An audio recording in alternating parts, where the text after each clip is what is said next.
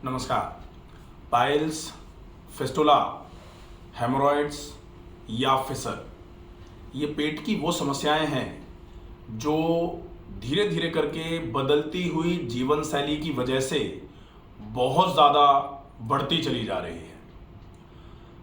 थोड़ा 2-5 दिन खाना उल्टा सीधा खाया गया, उसके बाद जैसे ही पेट में खराबी आती है, कभी कभी कब्ज हो जा रही है या फिर 2 दिन तक 3 दिन तक मोशन पास नहीं हुआ, उसकी वजह से धीरे धीरे करके कभी हम देखते हैं कि मस्से एनस के आसपास होना शुरू हो जाते हैं। मस्से अगर अंदर की तरफ होते हैं तो इसको इंटरनल पाइल्स बोला जाता है।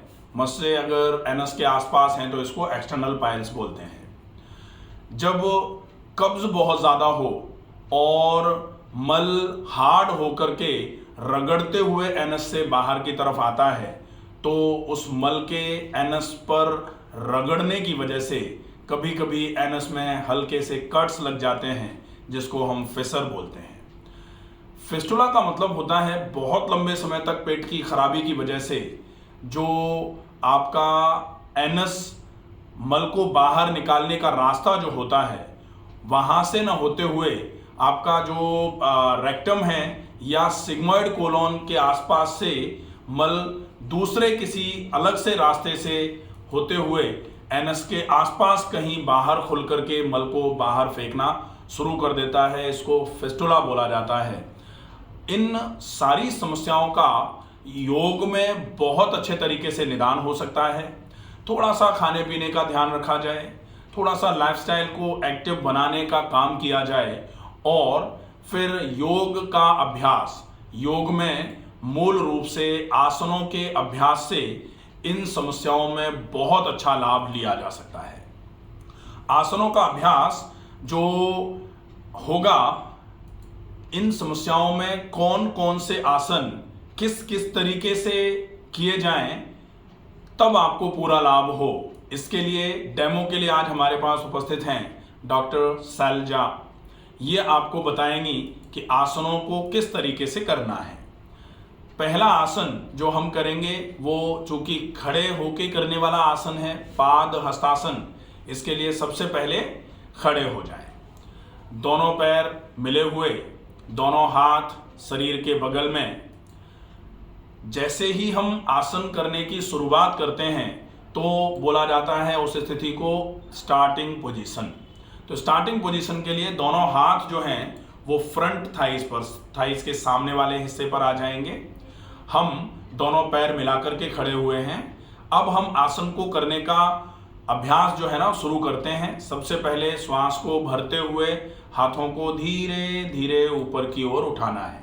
श्वास को भरते हुए हाथों को धीरे धीरे ऊपर की ओर उठाना है।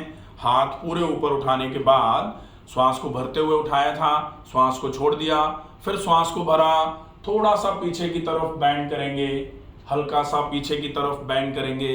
देखें आप किस तरीके से। फिर श्वास को छोड़ते हुए कमर से आगे झुकना है, कमर से आगे झुकना है। हाथों को पैरों के पास लाने के लिए कमर से आगे झुकना है। आप देखें कि जब कमर में दर्द है तब आप इस आसन को नहीं कर सकते हैं। तो जिनके कमर में दर्द है वो इस आसन को करने से बचें। बाकी ये आसन पेट के रोगों के लिए बहुत अच्छे तरीके से लाभकारी होता है। अगर इस आसन को करने के बाद आप लगभग 1 मिनट के आसपास रुकते हैं तो बहुत अच्छा लाभ होगा। 1 मिनट जब पूरा हो जाए तो श्वास को भरते हुए दोनों हाथों को फिर से ऊपर ले जाना है। श्वास को भरते हुए हाथों को ऊपर ले जाना है और धीरे से श्वास को छोड़ते हुए हाथ नीचे लेकर के आ जाएंगे। ये आसन हो जाता है पहला आसन। आसन का नाम है पाद हस्तासन। दूसरा आसन जो हम करेंगे वो है सीधे लेटकर करने वाला आसन। तो सीधे लेटकर करने वाले आसनों में पहला आसन होगा पवन मुक्तासन। पवन मुक्तासन के लिए सबसे पहले सीधे लेट जाएं, सीधे लेट जाएं, दोनों पैर आपस में मिले हुए, दोनों हाथ शरीर के बगल में और हम बिल्कुल सीधे लेटे हुए हैं।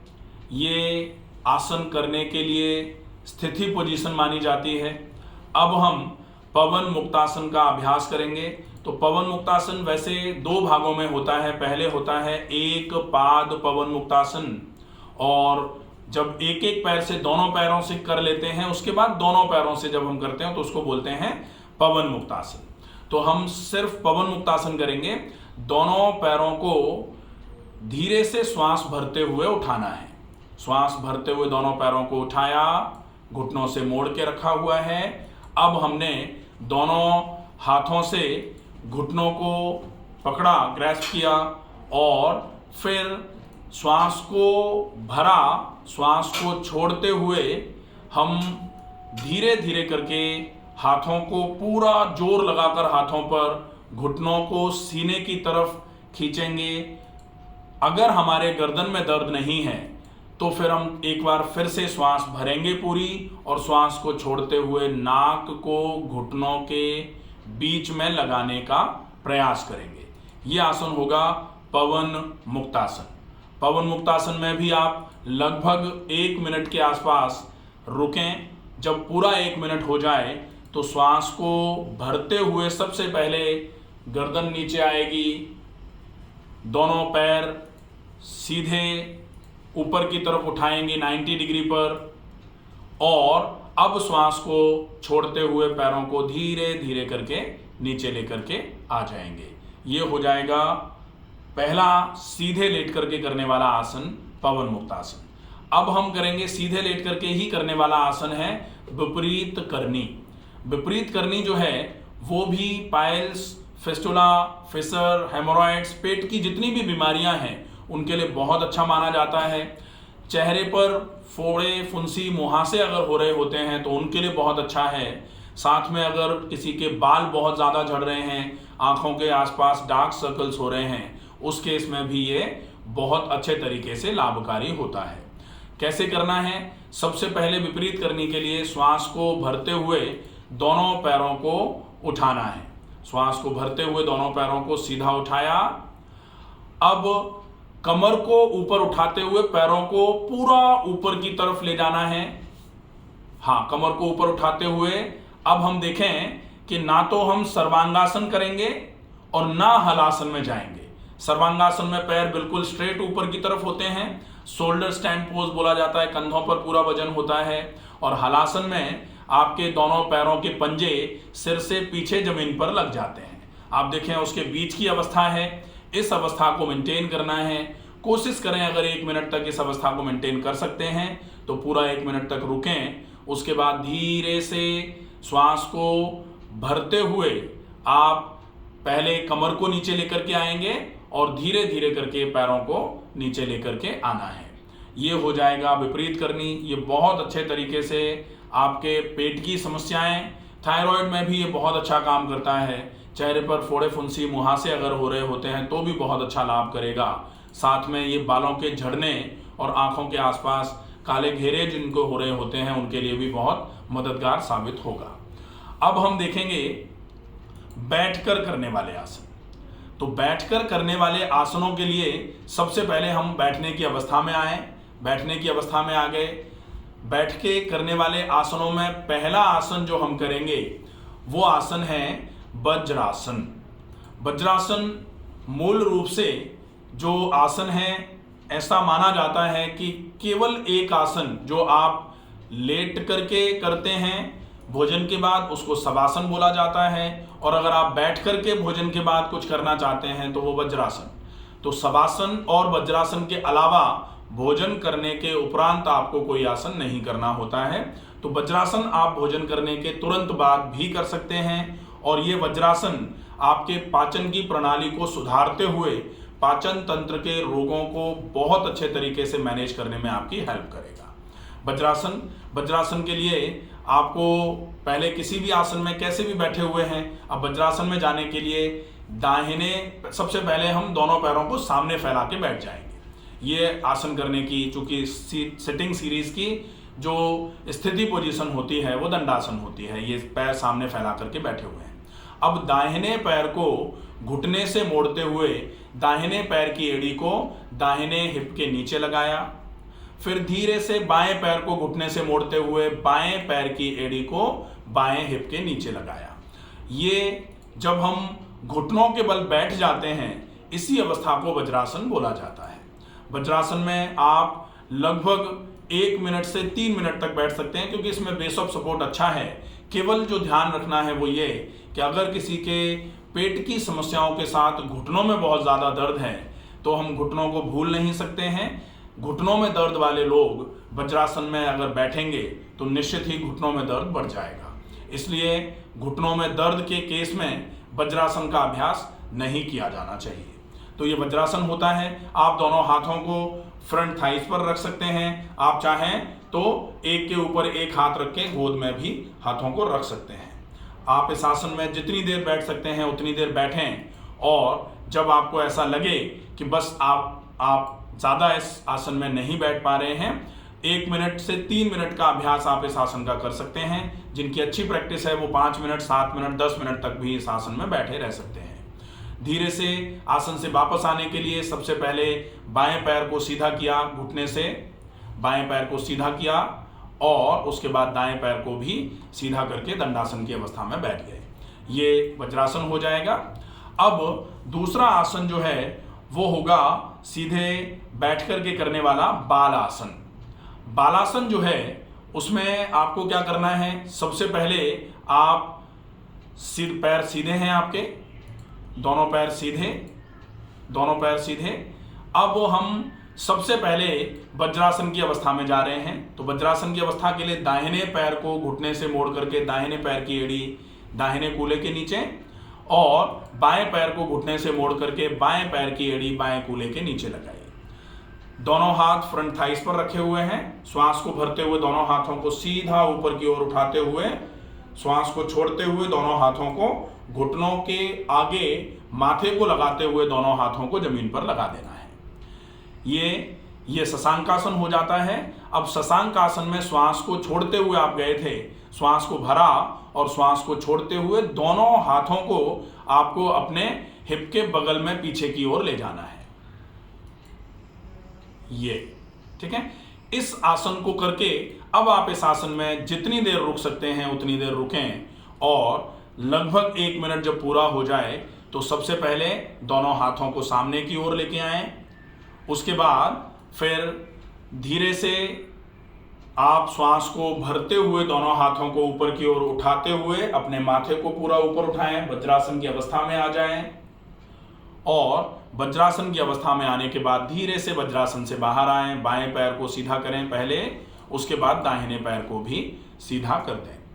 ये हो जाएगा आपका बालासन।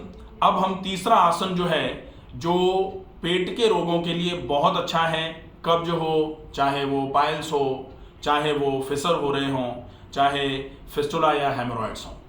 आसन का नाम है मलासन। मलासन के लिए हम सबसे पहले उकड़ू बैठेंगे, उकड़ू बैठ जाएंगे। अब उकड़ू बैठने में आप ये देखें कि दोनों पैरों के बीच में गैप रहेगा, ठीक है, दोनों पैरों के बीच में गैप रहेगा।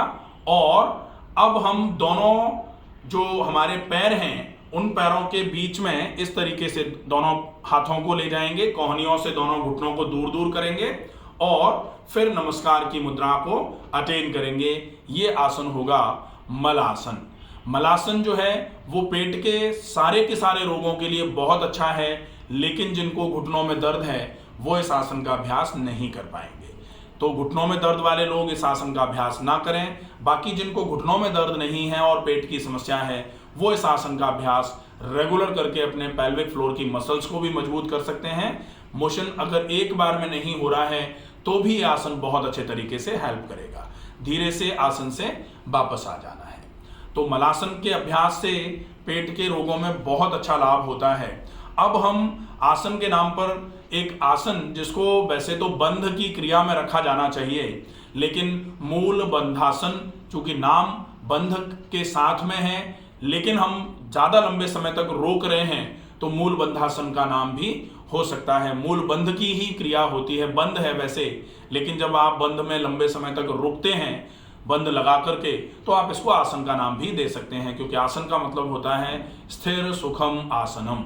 किसी भी अवस्था में आप अगर स्थिर हैं और सुख का आभास कर रहे हैं तो निश्चित ही वो आपके लिए आसन का काम करेगा। अब उसके लिए आप कैसे कर सकते हैं मूलबंध को करने के लिए आप चाहें तो सुखासन की अवस्था में जा सकते हैं। सुखासन की अवस्था में आ गए, दोनों पैर पालथी लगा के बैठना जिसको बोलते हैं, या फिर आप अर्ध पद्मासन या पद्मासन की अवस्था में भी इसका अभ्यास कर सकते हैं।